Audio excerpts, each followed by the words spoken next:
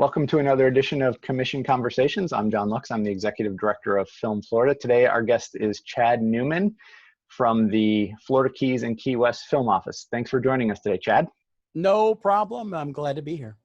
So we're obviously still dealing with coronavirus, and I know the Keys recently reopened to tourists. So give us an update on how things are going down in the Keys.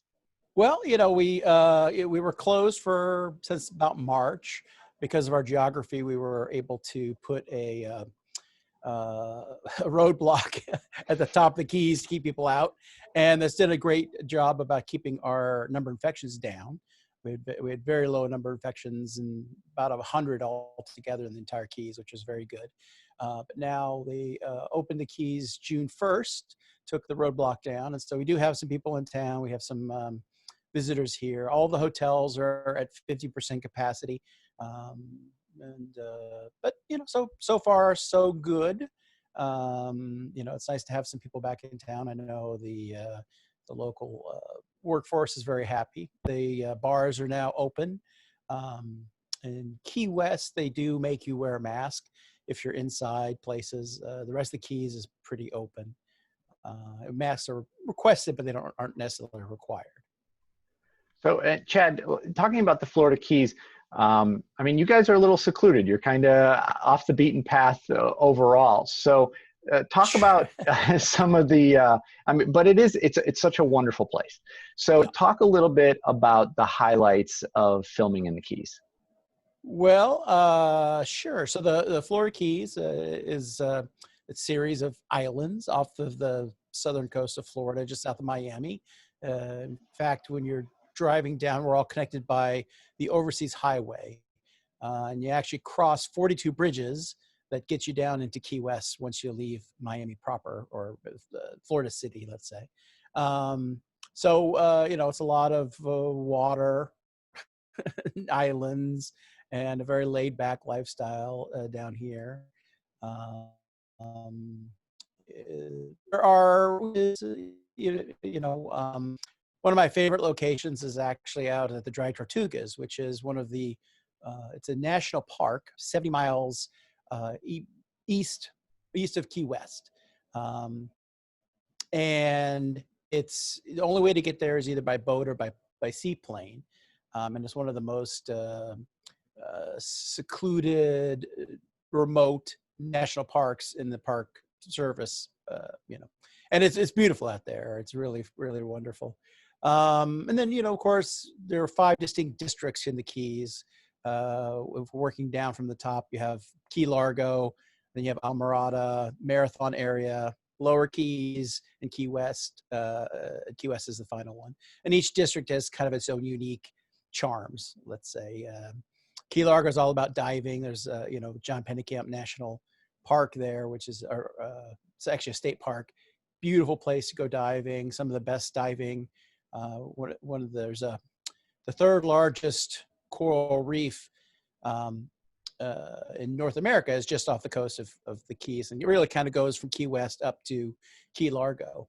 But Key Largo is where some of I think the best diving in the Keys is. Then farther down in Alamorada is all about fishing. A lot of charters, offshore fishing, backcountry fishing. Marathon's is kind of cool, a laid-back place.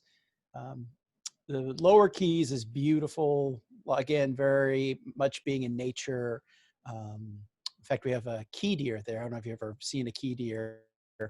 It's it looks like about the size of a large dog. Wow. And they're federally protected species, and they're all over Big Pine.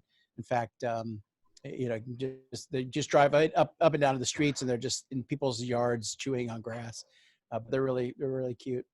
And then Lower Keys, and then of course Key West is where I live, which is I think the best part of the Keys because it's the most fun. So that's about it.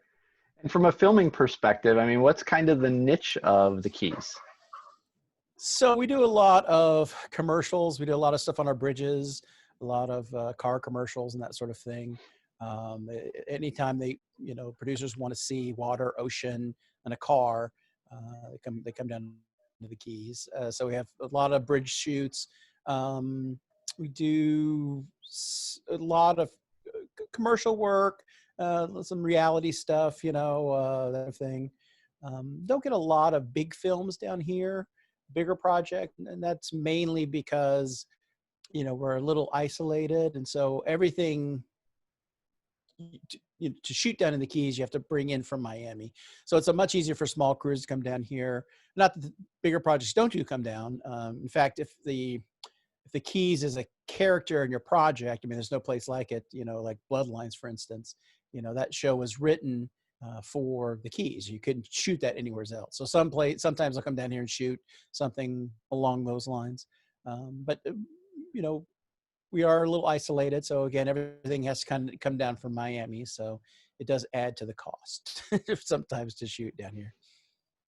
And normally I ask the film commissioners about, you know, some of the off the beaten path locations that they have in their area. But as we Sure. talk about, kind of the whole Keys is a little bit off the beaten path. So, Absolutely. I mean, you mentioned the dry Tortugas. I mean, what are some of your other places that are a little bit less known but you like filming?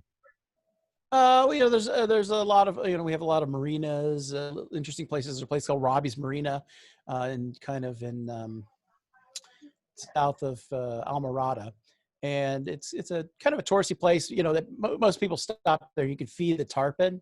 It's really fun. The kids love it. You can sit there and they give you a bucket of fish, and the tarpon are just these huge 6-foot fish, and they'll actually leap out of the water and grab the fish out of your hand. Which is really, really kind of cool. And then, of course, we have a lot of like funky little bars and restaurants. In Big Pine area, there is a place called the No Name Pub.